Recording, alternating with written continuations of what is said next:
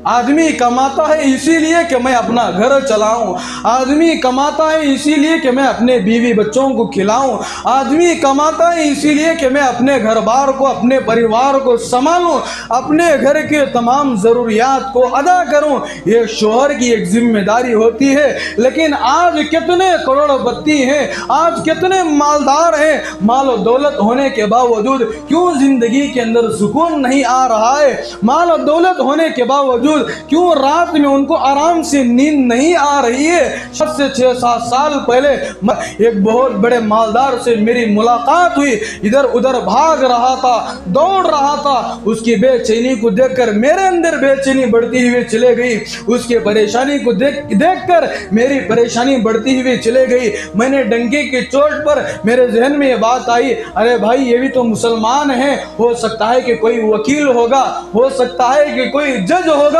हो सकता है कि बड़ी कंपनी में काम करने वाला होगा। इतनी ज्यादा परेशानी में घिरा हुआ है, यहाँ से उधर भाग रहा है, पुलिसों का चक्कर काट रहा है, क्राइम वालों का चक्कर काट रहा है। चलो जाकर इससे पूछ लेते हैं कि भाई आप यहाँ से वहाँ दौड़ रहे हैं, क्या मामला है? उसने कहा हजरत मेरी माहाना सैलरी इतनी है। मैंने उससे आगे बढ़कर पूछा भाई आप माहाना की सैलरी क्या कमाते हैं? उसने कहा कि मेरा फलां काम है, मैं फलां कंपनी में काम करता हूँ, मेरी सैलरी 60,000 है। क्या कहा उन्होंने? मेरी सैलरी 60,000 है। और आप इस वक्त क्यों भाग दौड़ कर रहे हैं? उन्होंने कहा कि हजरत मैं अपने एक दोस्त को कंपनी से उठाकर 7 लाख रुपए मैंने अपने दोस्त को दिया था। ऐसा दिया कि कंपनी वालों को मालूम भी नहीं हुआ, कंपनी वालों को मैंने इत्तला भी नहीं दिया, इसलिए कि मैं ही वहां का जिम्मेदार हूं। सिर्फ दोस्त पर भरोसा करके 7 लाख रुपए मैंने उठाकर दिया। वो दोस्त मेरे 7 लाख रुपए खाकर यहां से रुखसत हो गया है, इसलिए मैं स्टेशनों का चक्कर काट रहा हूं।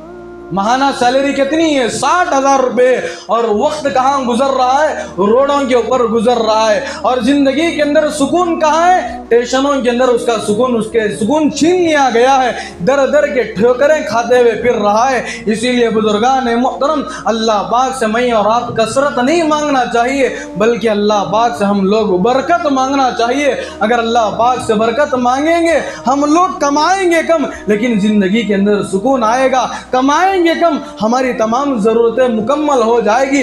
हलाल तरीके से कमाना है, हराम तरीके से कमाएंगे तो माल ज़्यादा भी आएगा, लेकिन माल के अंदर बरकत नहीं आएगी। शरीयत मुतहरा के मुताबिक कमाना है, शरीयत के हुदूद में रहकर कमाए हुए माल को कुछ बचाना भी है, तब जाकर हमारे माल के अंदर बरकत भी आएगी, हमारे घर के अंदर भी राहत आएगी। बस अल्लाह पाक से दुआ फरमाएं, अल्लाह पाक मुझे और आपको हमारी रोज़ी के अंदर खूब बरकतें अता फरमाए, हमारी जिंदगियों के अंदर बरकत अता फरमाए। अल्लाह पाक हमारे आल औलाद के अंदर बरकत अता फरमाए। कसरत वाली रोजी से, कसरत वाली दौलत से, कसरत वाले ओहदे से अल्लाह पाक हम सब की हिफाजत फरमाए। आमीन व आखिरु दावाना अनिल हम्दुलिल्लाहि रब्बिल आलमीन।